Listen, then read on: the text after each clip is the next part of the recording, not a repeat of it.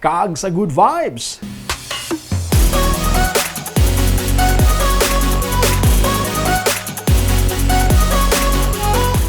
Padayon sa karon na construction sang highway nga magakonect sang Himamaylan City sa Tayasan sa Negros Oriental.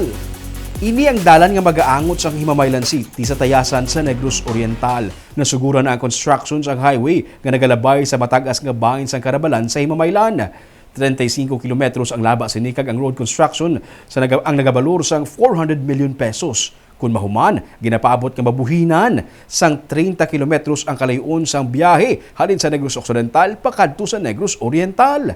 Sunod sa kay punong Barangay Edgardo Rogelio sa Barangay Karabalan, dako ini nga bulig ilabi na sa pagbiyahe. Ini na nila kinahanglan pa nga magpakabangkalan kung magtabok sa Negros Oriental kag mahapos man ang pagbiyahe sang ilang mga produkto parehas na lamang sang saging. Kaglabaw sa tanan, matahom ang lalantawon sa higad sa karsada. Makita ang kabukiran sa Himamaylan, pati na ang shoreline gikan sa ibabaw, pati na ang city lights kun gabi. Nagalaom sila nga kun mahuman ani, dako ini nga bulig sa ekonomiya kag turismo sang barangay. Masapos. Masapos. Siya ang pinaka shortest way sir sa to Oriental.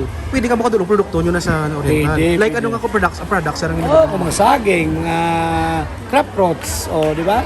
Mga kwan, pwede na dito. O, pwede ka makabakalit, dalaw mo dire, lapit-lapit lang. Dako siya nga bulig sa imo. Dako sir, Tayasan. Tayasan ang lusot na sir. Ay, guwapo po ginang view, sir.